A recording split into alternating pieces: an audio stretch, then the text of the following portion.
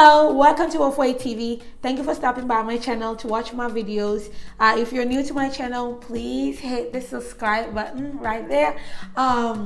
Or not the one here, but hit the right one down there and subscribe. You just have to sign into your Gmail account or sign in on YouTube, and you can just hit the subscribe.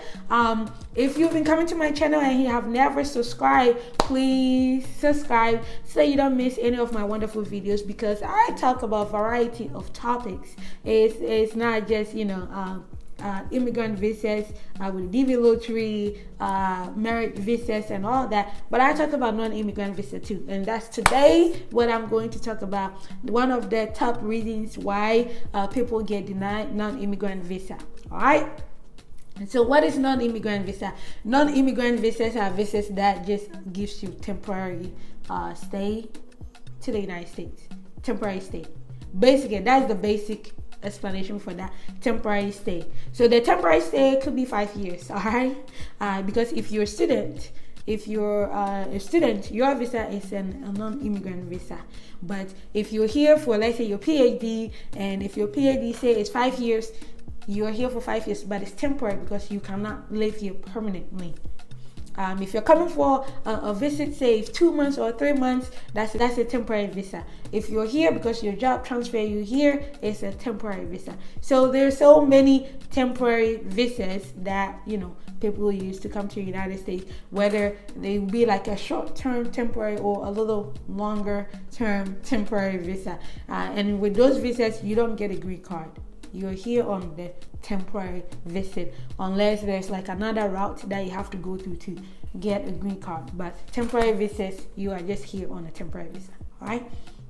So why do people get denied visas when they're just coming here to visit and then go back to their home country? After all, Americans travel all the time to different countries. It's difficult for others to be able to obtain visas to come to the United States. All right. So first of all, with American visa, when it comes to non-immigrant visas, there's always an immigrant intent.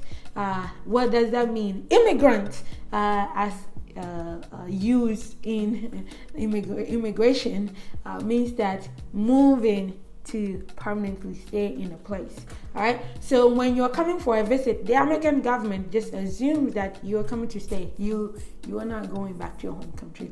So the burden of proof is upon you to prove that you will go back to your home country. Even though sometimes people will say that the burden of proof is on the consular to prove that you will not return, at the end of the day, when you go for the interview, it's actually on you. Yeah. Because when you go for the interview, one of the biggest reasons that is given to people who get denied non-immigrant visas are inability to prove strong ties. So that means that you are supposed to prove stronger ties to your home country, to prove that something will bring you back to your home country, something that is so strong that will string you back to the United States, that will make it so inconvenient for you to just be out of status in the United States. All right. So how does that apply when you're going for a visa interview from different parts of the world? Well, say somebody is from Germany. All right. Please, let's just stick to the facts. All right. Somebody from Germany. Ignore visa waiver program. We just let's go by the facts that I'm just going to present as an example. Somebody from Germany, they own a house, they have children, they're married, and they want to come to the United States for a visit, and they apply for a tourist visa. Somebody from Ghana, you own a house, you have children, and you own your house, you have children, and you are married, and you want to come to the United States. You want to come to the United States for a visit. Same scenarios. But then the person from Germany goes for the interview and they get a visa, but then the one from Ghana doesn't get a visa. Why is the case? Is there discrimination? No, not really. It's not discrimination, and this is why.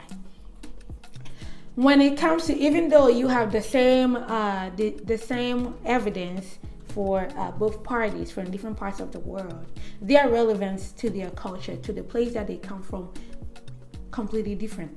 All right. So the procedures that the consular officers or the embassy operates with The procedures are the same, but their relevance to the culture is very important, okay? Like how somebody can present a document from one country and they feel like, oh, this is legit. They will not guess, have a question about the authenticity of that document. But then from certain places, when a document is presented, they scrutinize it just to make sure that it's not a forgery. So in this case, the person from Ghana may own their house outright. They don't have any property taxes obligation, all right? And they may be married, have children, but we're seeing how Africans can, go through dangerous routes to get through Europe, going through Libya. Many people getting drowned, few surviving, and the many that survive, they have horror stories to share. You've seen many of that online. And then we look at the person from Germany. So they may also own their house outright, but they have property taxes that they have to pay every year or every month, whatever the frequency is. But they have property taxes that they have to pay, because in most Western countries, taxes are a huge part of their economy. All right. So somebody in Germany may be paying property taxes. You from Ghana, you are not paying property taxes.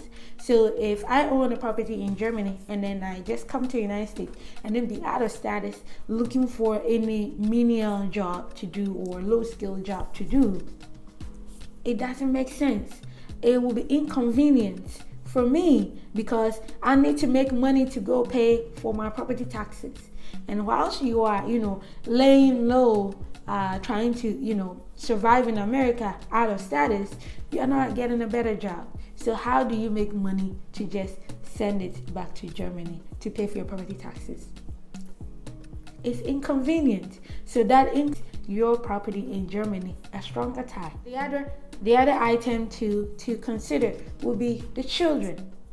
Like I said, we've seen Africans cross, through Libya, treacherous journey to go to Europe. We haven't seen Germans do that. We haven't seen them risking their life to get to another country.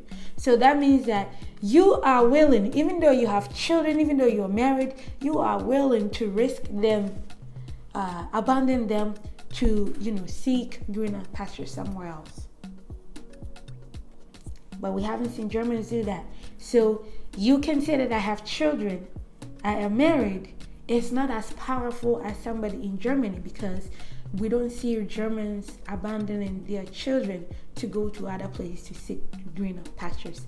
I'm not saying that it doesn't happen, but I'm saying that it's not common. The frequency, okay? Because in society, something that happens a lot becomes a norm. And that is a norm. We've seen it happen in most African countries, but then we don't see that happen in other countries. Point is that you read online and see all these documentations that other people are presenting, but you have to look at where you're coming from. What is something so strong that will bring me back to my home country? For you to be able to prove that, hey, I'm just going to America for a visit, I will come back at the end of my visit. I'm just going there for 2 weeks. I'm going there for 3 months, however long that I'm going. When I'm done, I'm coming back to my home country. So what do? You need to get things or evidence of things that will help support that case. You need to show strong support. And sometimes the mistakes that other people do is go and then prove the reverse. They go for the interview and like, oh, I have a cousin in New York. I have my uncle in Texas. I have my high school mates in Oklahoma. So you go there and throw this thing out there, and then the consular officer's head, they're like, oh, so you have people in the United States already. These people can help you stay. These people can help you stay under the radar. These people can even give you accommodation to stay at. So when you are applying for non-immigrant visa, know that your job is to prove that you have stronger ties to your home country, the place that you're leaving. Okay? So if you're leaving Ghana, show that you have stronger ties to Ghana. And for that, it may mean something else to me from one Ghanaian to another. And whether you're from Ghana, Nigeria, Tanzania, Zambia, South Africa, Pakistan, India, Nepal, Haiti, Dominican Republic, wherever that you come from, it may mean something else. Okay? Not even for the entire country. It may mean something to you, the person. It may mean that you're taking care of a family member. It may mean that you have a great responsibility in your community. It may mean that you just got this wonderful job promotion that is just giving you all these great things. So why would you abandon that? So whatever that means to you, okay, use that evidence. All right. At the end of the day, visa is not guaranteed. But I assure you that if you are going in with stronger ties that are very unique to your case, that are very unique to your circumstances, your chances are better. Your chances are better. You know, at the end of the day, like I said, stronger ties. If you're applying for any non-immigrant visa, it doesn't matter whether you're coming for school, because what happens is that sometimes people think that because they have admission to a university in the United States, so getting a visa is easy, it's slam dunk. No, you still have to prove that you have stronger ties in your home country, because there are many who have gone for the interview and they were not able to show that. And so they were denied visas, even though they had admission. So keep that in mind and don't go in there not prepared and then be shocked that, hey, I didn't get this visa. So where you're coming from, look at the place that you're interviewing at, and then look at what stronger ties means. Stronger ties means, all right? Well, I hope that this helps you in your non-immigrant visa application, for you to look at things objectively and then prepare very well. All right. If you enjoy my videos, please subscribe, like, share, and comment. If you have any compliment, any critique, I'm ready for them. All right. Let me know so that I can, make corrections where I need to make them, so I can improve. Like giving me a shout out. Okay, hey, it will make my head big a little bit, but at least I'll know that I'm heading in the right direction. If you enjoy my videos, please follow me on Facebook. WoFoy TV, that's the official Facebook page. Most of the videos that I make here, I drop them there, so you can watch them there. Or if you are in Facebook jail, you can watch them here on YouTube. All right, and then you can join my Facebook group, Moving to America /WoFoy TV. That page, anything that has to do with U.S. visa, you can join in there, discuss their free resource materials that you can have access to them, and nobody's charging you anything in DIY. So you just read the information, you ask questions, and then you do things yourself. I have other groups, that is the Green Card Lottery. So if you're into Green Card Lottery, you want to know what that is about, you can join my Green Card Lottery Africa. Anybody from Africa or wherever you come from, hey, anybody is welcome, whether from Europe, Asia, Australia, hey, you are welcome to join Green Card Lottery Africa. Just don't spam us with those funny videos, okay? You can also join Green Card Lottery Ghana, and that is mostly for Ghanaians, but we welcome anybody wherever you come from. So one of the groups may be more active than the other, but please, hey, join all of them. All right, you can join another group called Green Card Lottery USA and Zambia. In bracket Zambia, you can join that group. The admin is awesome. She provides wonderful updates in her group, so hey, you can join her group too. But guys, like I said, join my groups and join as many as you can, so that you can get diverse information, because something that may be shared in one group may not be shared in the other, and there's no harm in joining many groups. Besides, you're not paying for it, you're not paying for membership. All right, so guys, I love you, and this coming week I have a new video that I'll be dropping about Green Card Lottery and marriage.